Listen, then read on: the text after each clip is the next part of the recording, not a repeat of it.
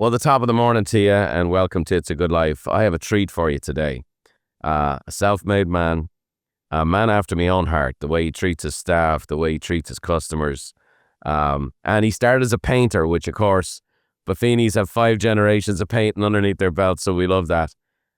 He has a great story. Now, it's going to be a hard interview in some regards because there's one word I can't get my voice around as an Irishman. I can never say the American version. It's always garage to me. And so Yeah, right. he's the founder, the CEO of A1 Garage Door Services, Tommy Mello. And he's a businessman's business person. He's an entrepreneur's entrepreneur, and we are delighted to have you. Tommy, thanks for making the time for us today.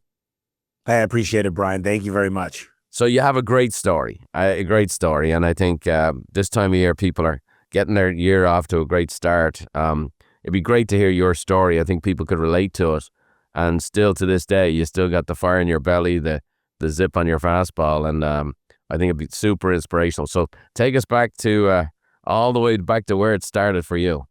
Well, it started in Sterling Heights, Michigan. Mm-hmm. My dad owned an automotive shop, transmissions, and he did really good. I learned a lot about business as a kid, except he didn't pay the IRS, and that doesn't go well for business. So you learned that one lesson, yeah. Pay your taxes. Yeah, Uncle Sam needs to get paid. So at that point, he lost the business. He and my mother broke up and divorced. And I'll never forget, my mom decided she was going to work. We weren't moving out of our house. My dad went through some trials back then. Still, he's going to be the best man at my wedding here coming up. So I love the hell out of both my parents and my sister. I wouldn't have changed much, but mom decided she was going to work and do whatever she had to do. And so I relied a lot on coaches and just being around the right people back then. But mom worked 3 jobs. And so I started mowing lawns and shoveling snow in Michigan because that's what you do when you're a kid. And, you don't need, at least I didn't think we needed a business license. I didn't get in any trouble. I could make decent money. I could buy my own stuff, pay for my own lunches back then. And that's where it all began. It's just my mom taught me how to love and how to work hard. My dad taught me how to be competitive, and we don't get participation trophies. Nice. So that type of pedigree, I just learned to be self-reliant at an early age. And I just said, money's not going to get in the way of my family, my future family. Nice. So I ended up moving to Arizona when I was 16 to be closer to dad because he moved there in 96 with my sister. And I started, mowing lawns and doing what I always had done. And I was bussing tables, and I ended up being a lifeguard. So I worked hard, started bartending, flipping cars. I learned how to hustle. I could buy and sell things. I could negotiate. I was relentless. I would follow up with people.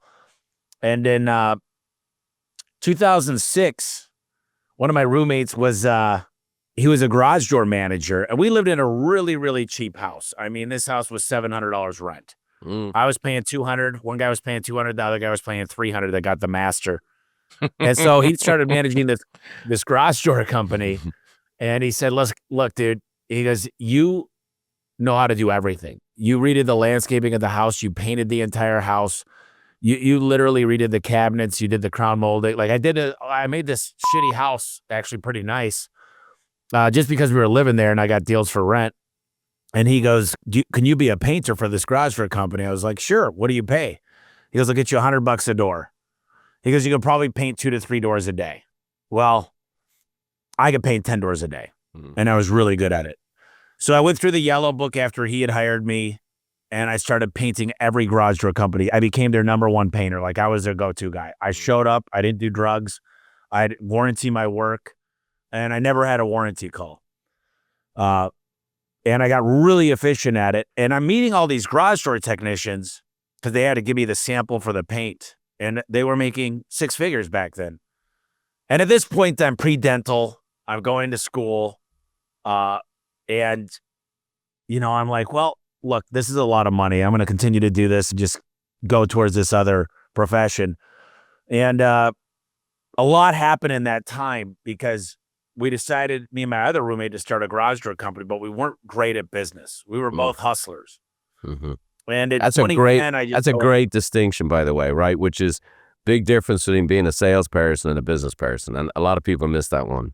Yeah. So in 2008, the CPA I had met through a mutual friend only worked with 10 clients. And every client was worth tens of millions or more. And he goes, I don't know why, kid, but I like you. I'm not going to guarantee I'll work with you, but do me this favor. He handed me this book called The E-Myth by Michael Gerber. Oh, yeah. He goes, what's the last book you read? I was like, I had to think about it. I was like, To Kill a Mockingbird in 11th grade. He's like, well, books could be a lot better than that. He's like, and then I told him Lord of the Flies before that. And he said, read this book. So I came back in 2 days. I said, this is the best book I've ever, I didn't know they made books 100%. like this. He goes, Yeah. well, this is another great book. I call this book The Red Bible. This is The Ultimate Sales Machine by Chet Holmes. And then he handed me The Richest Man in Babylon. And after that, I was hooked. So I was a reader now. I was a hustler. I was a grinder. I'd get my way. I had a lot of grit. And 2010, I decided to separate from my partner. I said, I'll take on the debt, or you could have the business and take on the debt. And at this point, I think we had maybe 8 full-time people, but I didn't have anybody I could trust. So I called Mom and I said, Mom, I know you lived in Michigan since 1954. I hate to ask this of you, but I just need somebody that I could actually depend on. That's all I care about now, is that you show up. You'd answer the phones. My stepdad, he could help with payroll and inventory and wherever else I could use him. But I can't afford to give you guys a ton of money, but I promise you, well, you know me, since the day I was born, I'm going to make it work. And she goes, well, let me talk to Bill. She talked to Bill. She called me up a week later. She says, we're going to sell our house. We're moving out there. Wow. So that was a big step.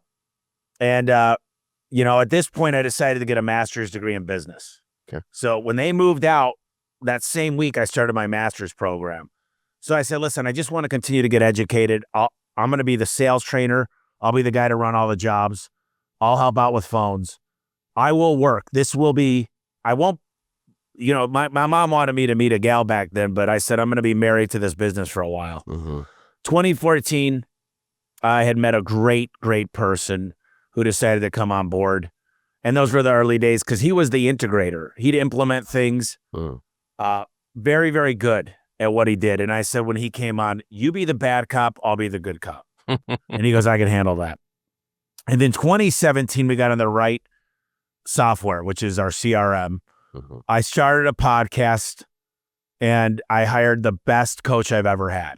And he taught me about systems, processes, standard operating procedures.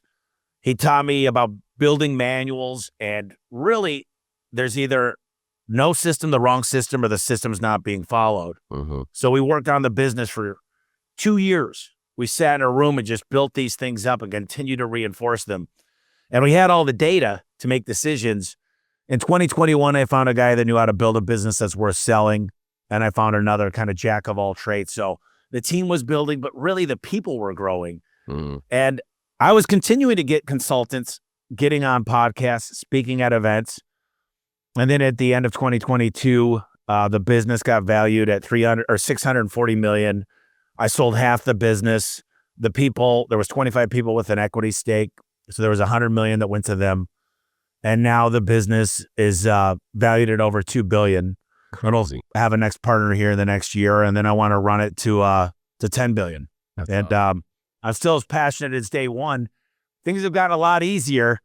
And the last thing I'll say is the hustler had to die the hustler had to die for the leader to be born. Yeah, there it is. There it is. And that's, look, I've lived that life. You know what I mean? I've lived that life and gone through that paradigm. Let me ask you this. Your mom, she made you ask her to leave everything she knows and everything that's comfortable for her, after 50 years. And of course, it's worked out for her too. But, you get that kind of support. It means the world to you, doesn't it?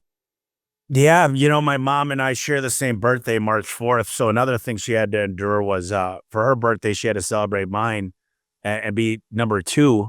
And she's always been that way. She just, her mother, my grandpa took off on her when she was younger. And, she made sure I was fed every night. She made sure that she was going to set me and my sister up. And my grandma was around a lot too. And, and my sister. So I grew up with 3 women in the house. I was very fortunate. And without them, I can tell you for sure I would never be here where I'm at today. You said coaches played a big influence on you. What sports did you play growing up, and how did those coaches influence you? So my mom was like, whatever you want to do, I'm going to get you into it. So I played baseball for 8 years. I started wrestling when I was 6. I played some instruments, but I never got really good at them. She just knew she's going to get me involved in everything, and I'll find my passion. So one of the biggest things was Mr. Dolinar. He was our football coach, and he also led the gym coaching, and he put me in charge of the whole. He taught me about discipline. He used to give out demerits, which means you had to run 5 laps around the gym, and I got my fair share of demerits. But he said, "Look, I see something in you that I don't see very often. You're very goofy. If we could get rid of some of that and build a leader out of you, but you can't goof off if you're going to be this leader that I could see in you." And he called me out a lot. He called me out. He didn't call me out though. Looking back, he called me up.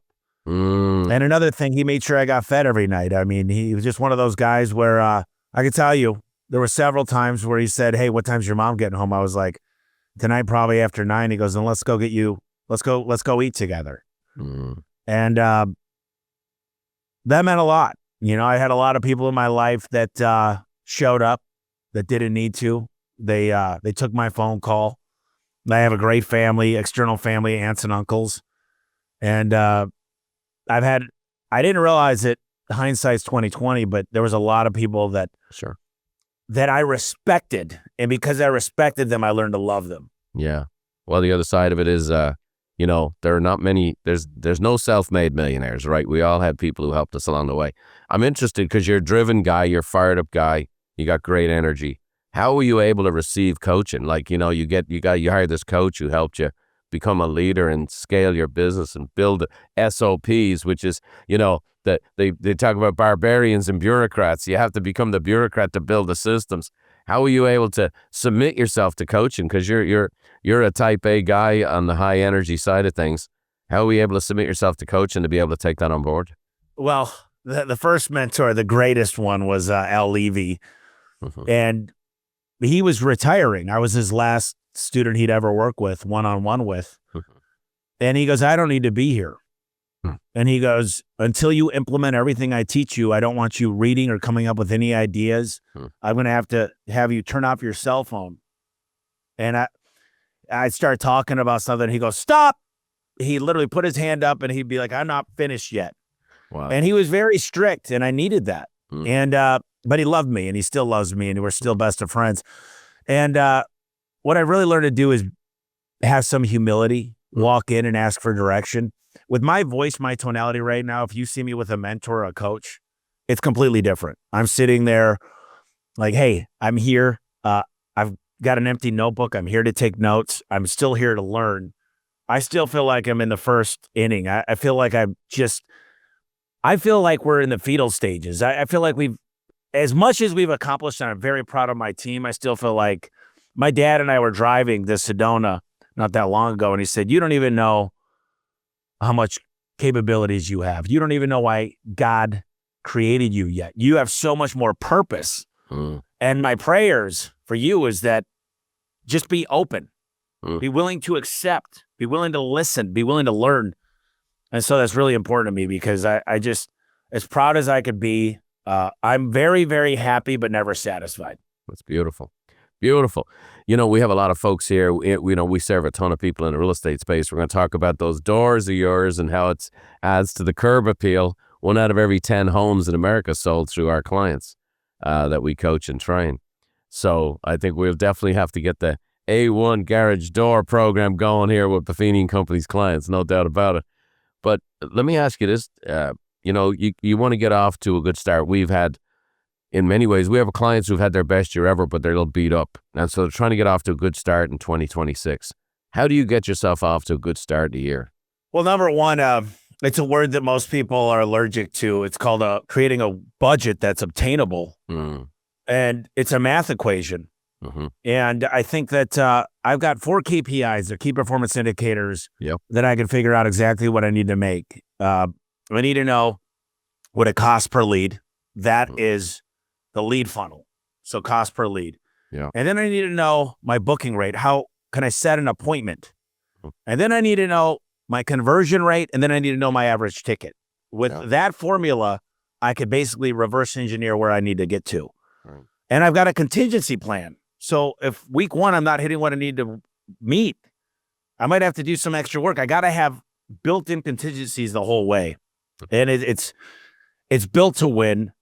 And another thing I'll just add to that, Brian, is I used to think the harder I work, the luckier I get. But now I'm like, well, if I'm in great shape and I'm working out in a great mental state, if I'm having fun and I'm hanging out with family and I'm going to church and I'm working on my future self, all of a sudden things become a lot easier. I'm happier. I show up in a different way. I was usually more about the financial side of things, and I probably took for granted a lot of things that I shouldn't of my health, the way I slept, the food I was taking in.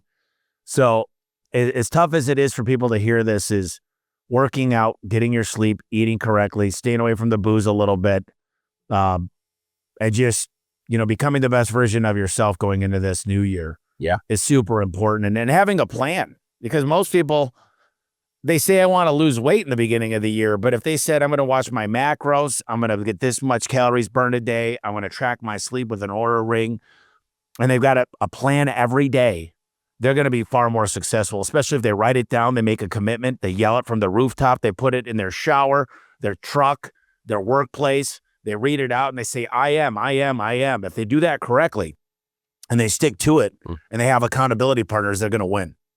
Well, I got people all over the world listening to this. You're just like, it's just so aligned with how we coach, what we believe in. It's great to see you as a success story. One of the quotes I've seen you say that I there's not a lot of original thought out there. And, you're talking about Michael Gerber and E-Myth, who's a neighbor of mine. One of the first big books that I read, I call this the Bible for small businesses, But you have an original quote, which is, revenue is vanity and profit is sanity. Talk a little bit about that, because I think that's a genius insight. I think a lot of my stuff is original, but I've read so many books. And yeah, right. There's someone that's going to call me up and say you broke my trademark or something. So I used to really walk into rooms and be excited and put my chest out, and I grew in revenue, like tripled that year. And we used to sit in rooms and I'd say, well, what's your revenue? What's your revenue? What's your revenue? And 2017, we did $17.5 million of revenue. And then my CPA called me and said, this is how much you owe in taxes. And I said, I don't even have that much money in the bank account. I mean, it was a hard lesson to learn. And profitability is the lifeblood of a company. Yeah. And now we only talk about EBITDA. Mm-hmm. So I'm in these groups and we talk about profitability. And here's the interesting thing, Brian, is I didn't know how a company was valued. Mm-hmm. And I didn't have a plan to sell.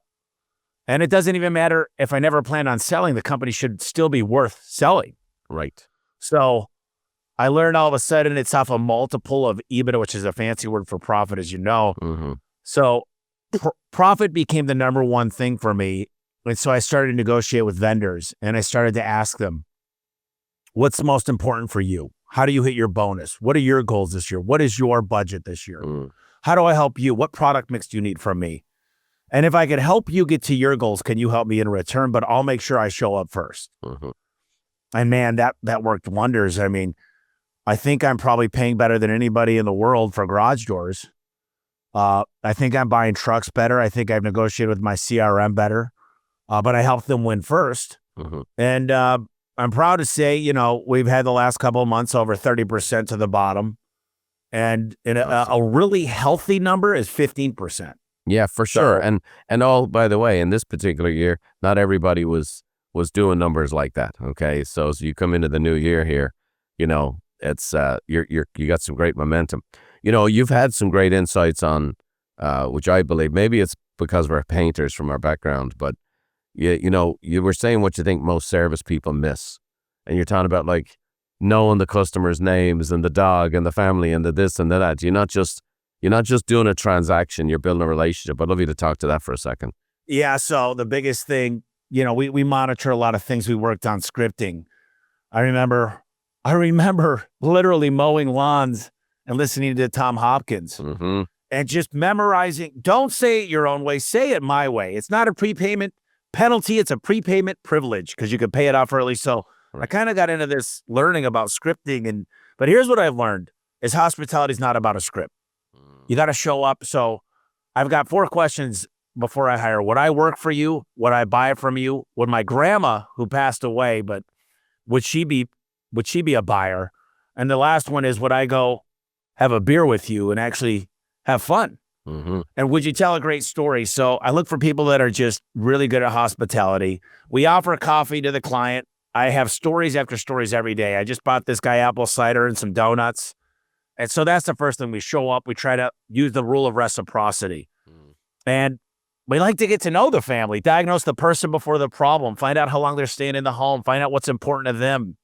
Do they like technology? Do they not like technology? How often do they use the garage? And they don't need to be good at sales. They need to be good at being a good human being and a good steward to people. Sales is a byproduct of just being great to people. And we give options to every client instead of ultimatums. So if you said, So good. you know, Tommy, that's more expensive than I wanted to. It's a lot. And we never say the word expensive. We say top of the line. We never say cheapest. We say bills are great. But in the process of this, you might say, that's not really what I was looking for. Say, no problem. Well, let's just pick another option. So I think treating people, I say this.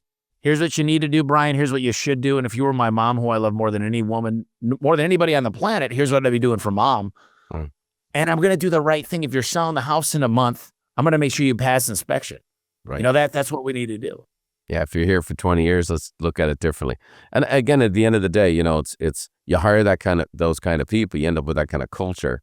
You have your people treat your customers that way, you end up having a business. And sure, you'll run into a strange one with the volume you're doing, of course. But the truth of the matter is there's just a heck of a lot more satisfaction in it.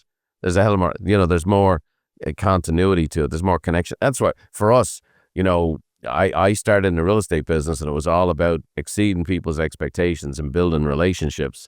And, you know, I was in an industry where everybody was getting trophies, and the only trophies I wanted was when I threw a client party, did they all show up? And that's when you knew you were on to, and I knew their family. My best clients, I didn't just know what restaurant to send them to. I knew what food they like to eat at the restaurant. I didn't just know, hey, here's a gift certificate for a book. I knew what book to get them. And the more you connect with people like that, the more they'll advocate for you. And I just think in the world we're living in today, you know, you scale it to this giant business now. But in the world we're living in today, people are sick of the transaction. People are sick of, you know, if you act like a drone, you're going to be replaced by one, right? And so, you know, that personal approach, being able to scale it. How have you been able to do it with your team to keep, because how many staff do you have now? 1,100. Great. So how do you keep that spirit? You're in how many states? 22. Right. So we're in 21 states. I just had our Christmas party. We flew everybody in, and it was, you know, it's great getting everybody together, but it's hard to keep that unity and connection. How do you keep the culture going when you have everybody in all the different places? Yeah. So it's not easy. The further you get from the home base, it feels like the harder it is to keep the culture. Right. And number one is we got to have the families involved. So it's not just the single person that works with us. We've got a full-time dream manager. We're going to get a second one to help you figure out what you dreamed about when you were younger. Do you want to own a home? Do you want to go on a dream vacation? Where do you want to go? Where do you want to live? Let's start manifesting those things. So that's kind of helping people set goals. You have someone on staff for you that helps people set goals. We have someone on staff that not only set goals, but discuss these goals with the family to make sure they're unified in these goals, because we found that if they're running in the same direction, they're going to hit those goals together. And they got to understand why usually it's a male technician, why dad's out working on a Saturday. He's not trying to miss your football game. And by the way, most of the time they're their football coach because we buy them time back. But if they are working on a Saturday, it's usually because they missed their goals that week, and they decided as a household that they're going to work that Saturday because they're getting out of credit card debt.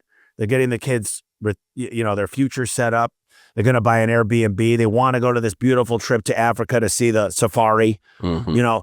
And as long as I have them print out pictures and really look at those every day, like I said, your goals. And why are you doing this? And if you do that correctly, there's a lot more into it. I created a software. It's only internal, but it talks to our payroll software, our HR software, and every birthday, every anniversary, every milestone you hit, I'm messaging them a video. And I do them all on the weekend, and I get timed them.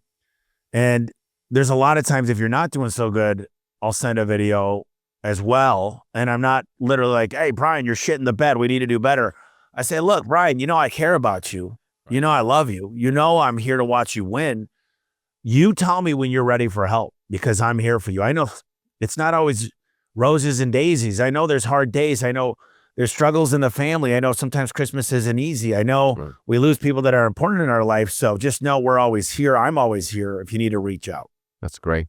So what would your advice be to someone who maybe's come off a tough year? They're trying to get things going.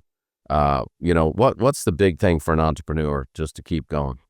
Well, I'll tell you this. The best advice is hang out with people you have a common future instead of a common past. I find that if I get around the right folks that lift me up instead of put me down, that's the most drastic change you can make overnight. Yeah. And you got to write their name down and say, overall, is it great? Do I enjoy picking up their calls? Is it always amazing? Or is this always like a little bit of a letdown and you can never make them happy and maybe they're not giving you the best habits? So the other thing I'd say is, look, figure out a way to go for a long walk. You don't need to work out. You don't need to do heavy weights. Go for a long walk and set your bedtime instead of your alarm. You could do a long walk, go to bed a little earlier, and it's not easy because I'm a night owl, but I've learned there was nothing productive going on at night. So, and look, you can't change the past. But the thing is, find the best. You live, you know, for me, I'm in the United States of America. I can move all my fingers. I have no pain. I've got great family and great friends and a great business. I find things to be very thankful for, no matter what. And so good. I just know I've got so much more than the 8 billion. Like, there would not be a lot of people that wouldn't mind changing places with me. And sometimes it's hard for people to see that. Some people are going to be thinking I have a son in Michigan. That's now in the garage door business. I'm just telling you, I couldn't be more fired up to hear this stuff. I've been at this for 40 years myself, and I'm a product of this stuff that you've taken on board, and you've just applied it so brilliantly. That's really what sets you apart from so many people. You've just applied this, and you're not done. You're just getting going, and there's nobody going to doubt you. Your future looks fabulous. And you definitely would love to have you do more of our stuff in the future, my friend. You're brilliant. I love the A1 garage door. Let me say this: it's another great phrase. It's a smile to a house. It's the number one thing you can do for curb appeal. We have millions of transactions that take place through our database, folks. And if you need a garage door, we're going to go A1 garage door, and you can say it in the American way for yourselves. Tommy, I have 5 questions I've asked everybody who's ever been on this show. I'd love to get your take on it. This has been a real treat for me. This is where I wish I was long form, 2 hours hanging out with you, to be honest with you. But great. What's the single best piece of advice you've ever been given? If I was to talk to my younger self, I would say, don't worry about what everyone else says. Yeah. Don't be afraid of someone saying no. Don't be afraid of rejection. Don't worry. The only person you got to worry about is yourself. So get out of your own head. Yeah. The only one stopping you is yourself. That's the man in the mirror. So don't worry about anybody else. If the girl says no on the date, her loss. Yeah, that's great. You know, it's funny. I'm in business since 1986. Last year, 2025, is probably the most significant, productive year I've ever had in business. And I got more criticism, more negativities, and more naysayers than I ever had. So everybody's waiting for the day it goes away. And the higher you go up the food chain, the more it happens. And like I said, I had the best leadership year of my career. And I probably heard more little sniping and whatever else than I've ever heard. So that's great stuff. Let me ask you this. What's the one talent or gift you wish you possessed that you currently don't? Oh, one gift. You know, there's so many. There's